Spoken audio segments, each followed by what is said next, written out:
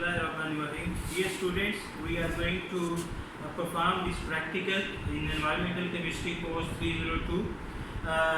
This practical is basically in this we are going to determine three parameters: electrical conductivity, pH, and total dissolved solids. These are three physico-chemical parameters which we conducted for water analysis as well as for soil analysis. So here today we will perform this practical with the tap water, and usually for the tap water the pH is around neutral, around 7, while for the TDS is value is 500 ppm, and for EC is 900 microsiemens per meter. So we have multiple options to use perform these practical. Initially they are individual handheld you can say the instruments. We can use these, like this is for TDS, this is for EC, and similarly we have also for pH. And then we have the multimeters, which by using these we can perform these practicals, these parameters with single run. So in this practical we will use this multimeter, which have simultaneously performed these experiments. Basically this has this column which have basically complex column which have based on two. To start the practical we will press the on button, so this will be on.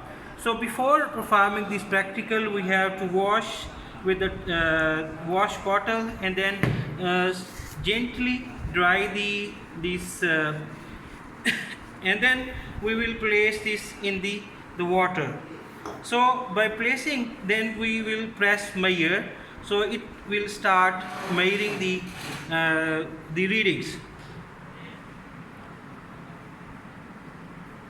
So with the see the value for pH is stable now. Similarly 8.72 value for pH, EC is 79.9 microsiemens, and TDS is 51.1. So basically EC and TDS, that is the for perform the experiment with for the next samples, again we have to wash the electrodes and then gently dry the bulb of the electrode and then place in the next, and again press measure.